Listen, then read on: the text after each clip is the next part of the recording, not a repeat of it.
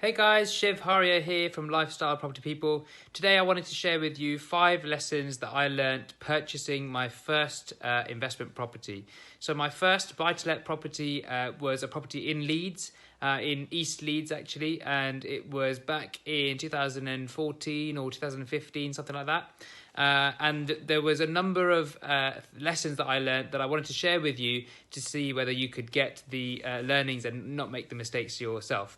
So the first lesson is it's not a get-rich-quick scheme. I think one of the things that I was under the impression was, you buy the property and very quickly you rent it out, and before you know it, you made loads and loads of money. And obviously at the same time, the property prices are increasing, so your house is going to go up in value loads. I think that has not proved to be as straightforward as I thought it was going to be. And that all comes down to the fact that there's a lot of effort required, and certainly I've put in a lot of effort to make this portfolio that I have what it is. There's a lot of effort required in terms of going to do all the viewings, to go around to every single property. It takes half an hour to get there. You've got to spend half an hour doing the viewing. You've got to spend half an hour getting back home. You've got to spend another half an hour looking through your numbers and getting the comparables and understanding how much you can actually offer, another half an hour negotiating the deal with the agents, another half an hour trying to beat somebody else's offer. One property and one sale could easily take you 5 hours or something, 3-4 hours to get done. And of course you've got to view 10 of them a week, so there's a lot of effort and a lot of time that goes into that.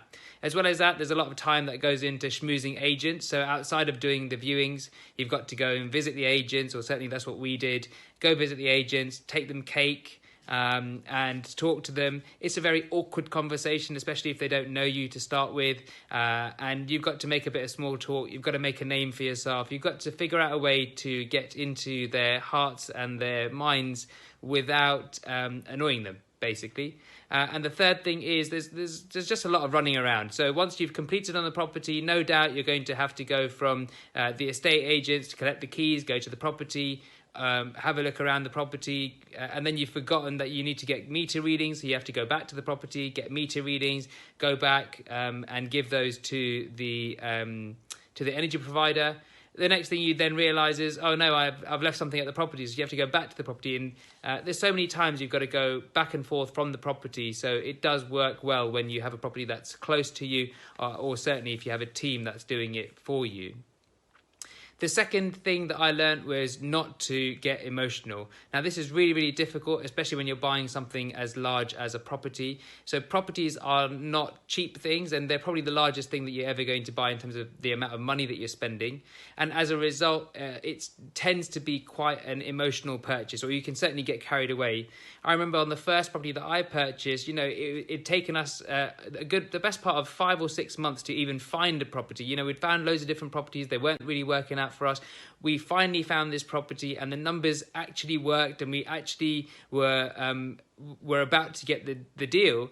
And because we didn't want to lose the deal, we were like, oh, we'll just offer a bit more. Why not? So we probably paid a little bit more than we should have for that property, and that cost us a bit of money. In hindsight, of course, the house price has gone up and it's covered that. As well as that, in terms of getting emotional, there's been other times on the flip side where, for example, there's been, when we go to the loft bedroom, there's massive signs of leaks there that have come down from the chimney breasts.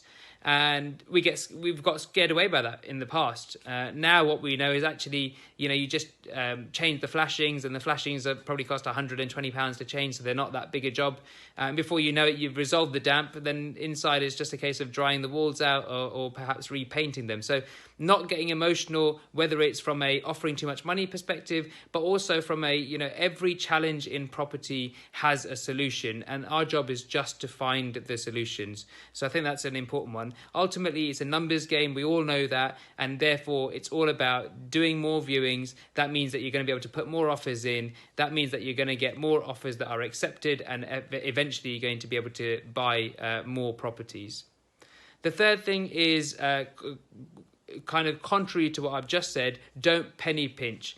one of the things that I learned, years after I bought the first property is that the property prices do tend to increase actually over time. And whilst they don't increase very much, say, year on year, over a number of years, they go up quite considerably. So now sitting here, I don't know, 7 or 8 years later, I know that house that I bought, the first one that I bought, has doubled in value.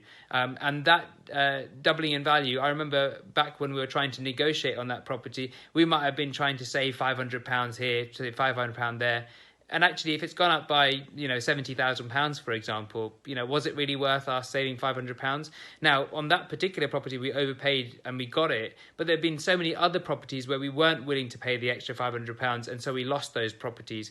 And in hindsight, I wish I had bought twice as many properties as I had back in those days, because they were all half the price, basically. As well as that, we need to realise that as I said, over the long term, the property prices are going to increase. And whilst you don't want to be buying properties for, way over the price that you should be paying for them, an extra £250 or £500 here or there to beat the competition is going to be money, I think, well spent. The fourth lesson I have here is find a great letting agent. Now, this is really, really important. What we do in our business is set up the property, the buy-to-let property for you, is probably half the job.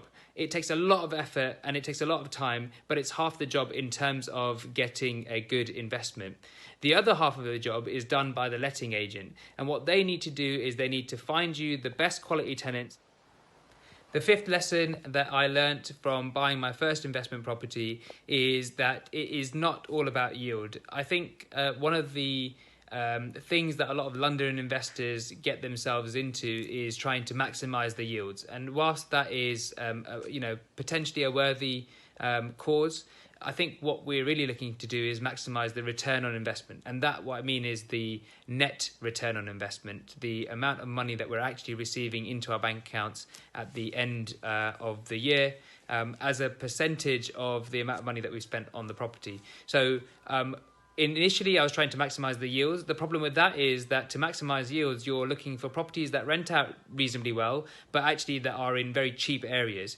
Now, if you're buying properties that are in cheap areas, then the likelihood is you're going to get cheap tenants. And if you get cheap tenants, that area in general is probably not going to increase in price as much as other areas. So the first property I bought it in a very cheap area. And then thereafter, I bought some slightly more expensive properties. And over the years, what I've realized is that the slightly more expensive properties tend to go up in value a lot more than the cheaper properties. The other thing is that if you're buying a property for £60,000 and it goes up by, say, 10%, then it's gone up by £6,000. If you buy a property for £120,000 and it goes up by 10%, it's gone up by £12,000. So the question is, would you rather make £6,000 a year or £12,000 a year? And it's obviously a no-brainer. So I'm not saying you should go and buy the most expensive property that you can buy, because the rental return is not going to be there. But certainly where the rental return is very, very similar, you want to be looking at the slightly more expensive properties. So there you go. There are the 5 lessons that I learned from investing in my first buy-to-let property all those years ago in Leeds. And I hope that helps all of you guys. See you soon. Bye-bye.